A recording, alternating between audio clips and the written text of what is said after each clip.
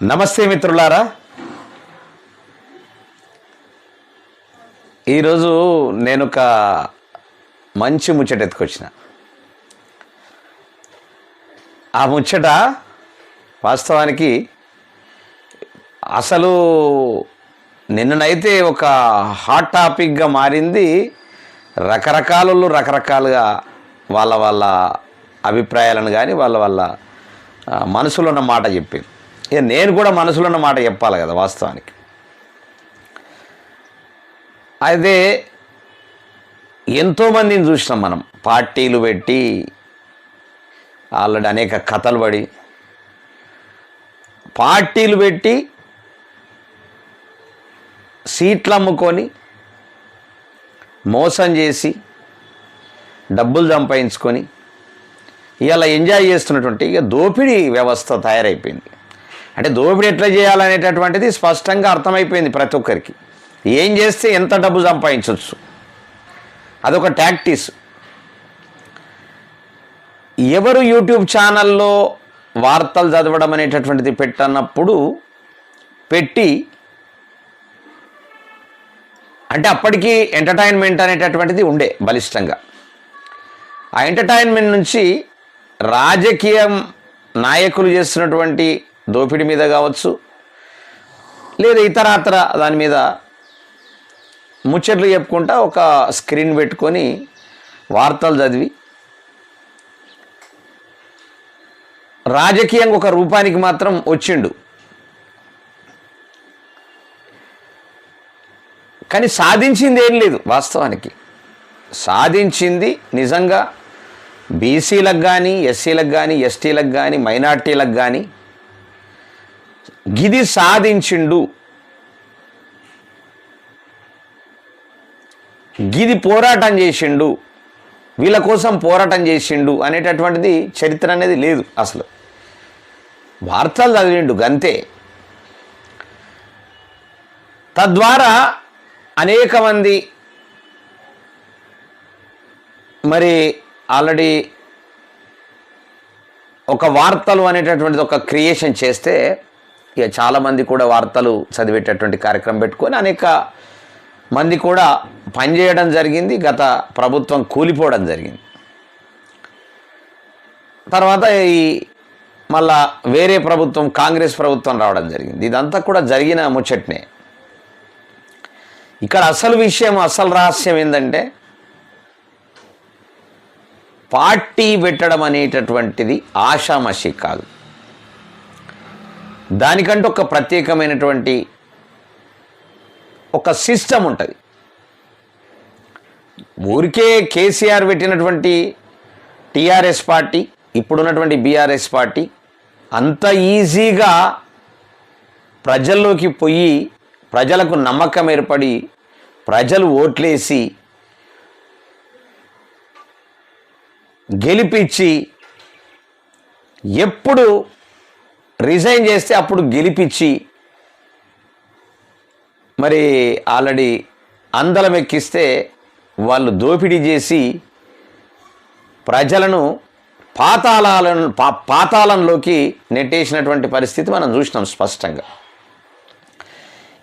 ఇంకా కొన్ని ఇతరత్ర మధ్యలోనే లేపేసినటువంటి పార్టీలను మనం చూసుకుంటే, చిరంజీవి గారు పెట్టినటువంటి పార్టీ మనం పీఆర్పీని చూసుకోవచ్చు. దానికి ఎంతమంది కష్టపడ్డారు, ఏం జరిగింది అనేటటువంటిది మనకు చాలామందికి తెలిసిన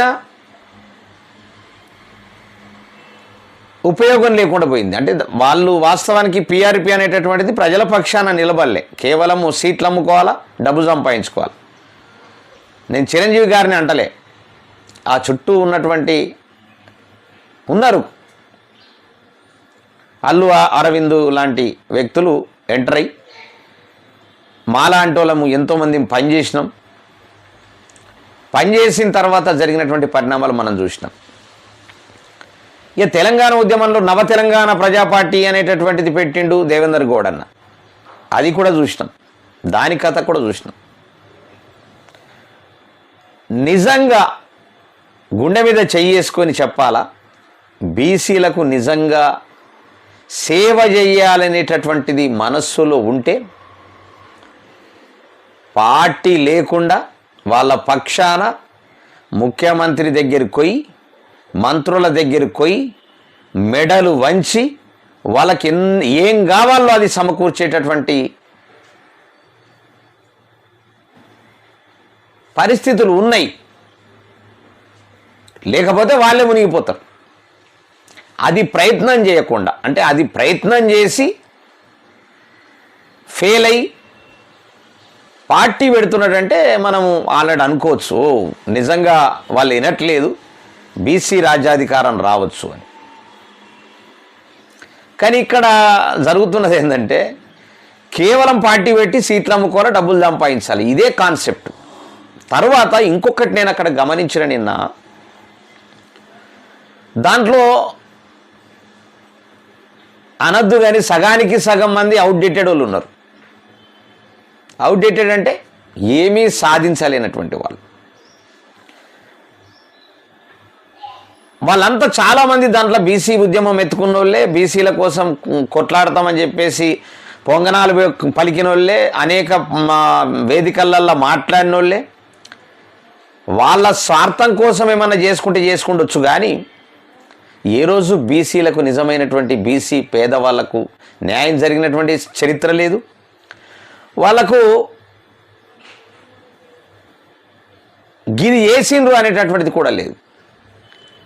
అసలు బీసీలకే ఒక ప్రభుత్వం, ఏ ప్రభుత్వం ఉన్నా, ఏ ముఖ్యమంత్రి ఉన్నా బీసీల పక్షాన బీసీల కోసం కొట్లాడనటువంటి వ్యక్తులు పార్టీ పెట్టి రేపు అధికారం వచ్చిన తర్వాత వీళ్ళు ఏం చేస్తారని, ఎమ్మెల్సీ అయిన తర్వాతనే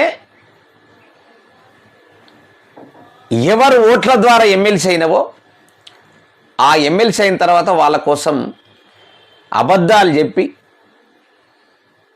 ఓట్లు వేయించుకొని ఆ తర్వాత జరిగిన పరిణామాలు వాళ్ళ కోసం కనీసం నిరుద్యోగుల కోసం ఒక్క మాట కూడా మాట్లాడినటువంటి చరిత్ర మనం క్లారిటీగా చూసినాం. ఇదంతా ఎందుకు చెప్పిన సోది అంటే తీన్మార్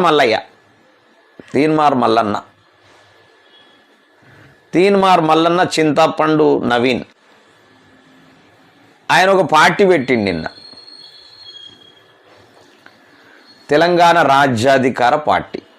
ఏది బీసీ రాజ్యాధికారణ మరి ఏందో అది తెలంగాణ రాజ్యాధికార పార్టీ. మరి తెలంగాణ తెలంగాణ టీఆర్పీ, తెలంగాణ రాజ్యాధికార పార్టీ. దాంట్లో బీసీ అనేది లేనే లేదు. ఈయన బీసీ రాజ్యాధికారం అంటాడు.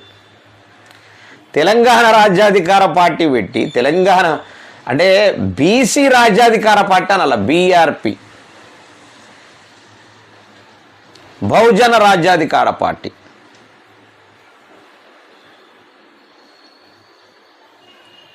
సరే పెట్టిండు అనుకుందాం, బహుజన రాజ్యాధికార పార్టీ పెట్టిండు.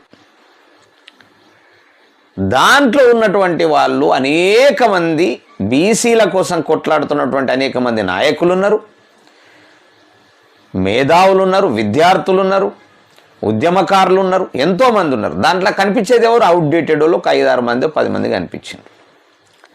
వాళ్ళతోని బీసీ రాజ్యాధికారం వస్తుందా? మంచి వాళ్ళు మఠాన వంగ గుడ్డి కొంగ నీకు శరణమా అని ఒక సామెత ఉంది. నిజంగా రాష్ట్ర వ్యాప్తంగా బీసీల దగ్గరికి వెళ్ళి బీసీల సమస్యలు తెలుసుకుంటూ బీసీలకు సంబంధించినటువంటి జరుగుతున్నటువంటి అన్యాయాలను బీసీలకే తెలియజేస్తూ ఏదైనా సమస్యను ఇప్పుడున్నటువంటి అధికార పార్టీ ఏదైతే ఉందో వాళ్ళ దృష్టికి తీసుకెళ్ళి వాళ్ళు చెయ్యని పక్షంలో జరిగే పరిణామాల్ని తీసుకొస్తే బాగుండేది. మల్లన్న గారు ఇప్పటిదాకా ఏ నినాదంతోనైతే మొదటి నుంచి వచ్చిండో ఒక్కటి కూడా ఒక స్తబ్దతగా ఒక దాని మీద కట్టుబడి ఉన్నాడా? ఆయన మాట మీద ఏ రోజైనా కట్టుబడి ఉన్నాడా? కట్టుబడి లేనటువంటి వాడు ఇలా రాజ్యాధికారం తీసుకొస్తా, బీసీ ముఖ్యమంత్రి కావాలనే పొంగనాలు ఎందుకు? అంటే బీసీలకు అన్యాయం చేయడానికి. వాస్తవానికి బీసీ ప్రజలారా మీరు నిజంగా ఆలోచించాలా, తప్పకుండా మీరు అన్యాయానికి గురి అవుతారు. ఆ బ్రహ్మవాక్కి బాలవాక్కు ఒక్కటే నేను చెప్తా ఉన్నా కదా. ఎందుకంటే ఇలాంటి వాళ్ళు మస్తు మందిని చూసిన నేను. ఇప్పుడున్న కొత్త పిల్లగాళ్ళు చూడకపోవచ్చు, మేధావులకు మతిమరుపు రావచ్చు. మేధావులకు మతిమరుపు వచ్చేస్తుంది. ఎందుకంటే వాళ్ళకు ఒక ఆశ, ఎందుకంటే వేదికల మీద మాట్లాడాల మైక్ తీసుకొని వాళ్ళకు ఉన్నటువంటి వాళ్ళు కష్టపడ్డటువంటి బాధలని చెప్పుకోవాలనేటువంటి ఒక ప్లాట్ఫామ్ లేక వాళ్ళు ఆల్రెడీ తర్జన పడుతున్నటువంటి మేధావులు ఉన్నారు. మైకులు పట్టుకొని, నాకు కూడా అనుకుతుంది జీవితంలో, కానీ మైకు పట్టుకొని వణుకుతూ మాట్లాడుతున్నటువంటి వాళ్ళు మేధావులు కూడా ఉన్నారు. వాళ్ళంతా ఏం చేయగలిగినరు, ఏం చేసిండ్రు?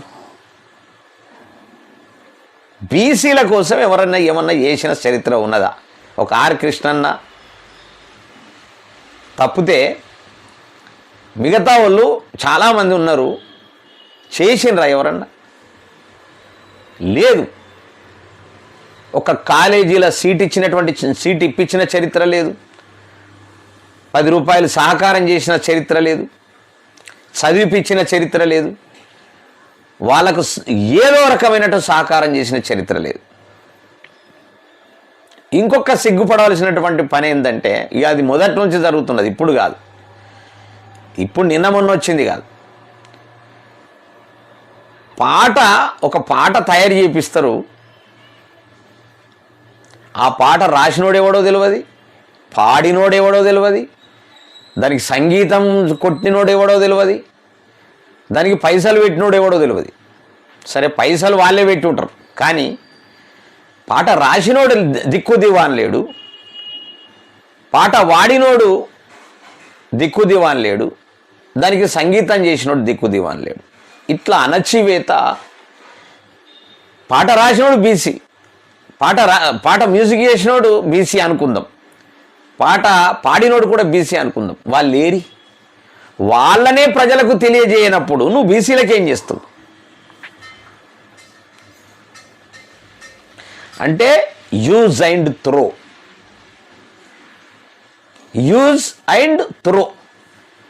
కాబట్టి తప్పకుండా వాళ్ళు తీసుకున్నటువంటి నిర్ణయం ఏదైతే ఉందో అది అట్టర్లీ ఫ్లాప్ అవుతుందని చెప్పేసి ఖచ్చితంగా నేను చెప్పదలుచుకున్నా. అనేక మంది బీసీ ప్రజలారా, కేసీఆర్ దళితుని ముఖ్యమంత్రి చేస్తానని అబద్ధాలు చెప్పి అందలమెక్కి కొన్ని కోట్ల రూపాయలు దోపిడీ చేసి దాచుకొని ఇలా ఎవరు ఏం చేయలేరు, ఎంజాయ్ మాత్రం చేస్తున్నాడు. సరే, మానసికంగా కుంగిపోయినా శారీరకంగా ఎంజాయ్ మాత్రం చేస్తూ ఉన్నాడు. ఈయన కథ కూడా గట్లనే ఉంటుంది. తస్మా జాగ్రత్త. అసలు నిజంగా చిత్తశుద్ధితోని బీసీలకు చెయ్యాలనేటటువంటి చిత్తశుద్ధి ఉండేటటువంటి వాడి యాక్షన్ ప్లాను అది అలాగుంటుంది, అది వేరే రకంగా ఉంటుంది. నన్ను అడిగితే నేను చెప్తా ఆ యాక్షన్ ప్లాన్ ఇట్లుండాలని. నేను కళాకారుల తరపున అదే చిత్తశుద్ధితోని నేను ఇప్పటికీ కూడా కొట్లాడుతూనే ఉన్నాను. కళాకారుల తరఫున నేను ఎంతసేపు నాకు సింపుల్గా నేను నలుగురు ఎమ్మెల్యేల దగ్గరకు, మంత్రుల దగ్గరకో, ముఖ్యమంత్రి దగ్గరికి పోతే నాకు ఏదో ఒకటి ఇస్తారు. అది కాదు, ఉద్యమ కళాకారులకు నిజంగా న్యాయం జరగాల అనేటటువంటి కాన్సెప్ట్తో నేను పోతున్నా. గత కొన్ని పార్టీలు పెట్టి ఎట్లా మూసుకున్నారో గటనే మూసుకుంటాడు. మళ్ళీ బీసీ ప్రజలు మోసపోతున్నారు. తస్మా జాగ్రత్త అని చెప్పేసి బీసీ ప్రజానికానికి వేడుకుంటున్నా. Thank you very much. మీ విష్ణు కిషోర్ అప్డేట్ వార్తలతో మీ ముందుకు నిరంతరంగా వస్తాడు. తప్పకుండా ఆదరిస్తారని కోరుతూ జాగ్రత్త.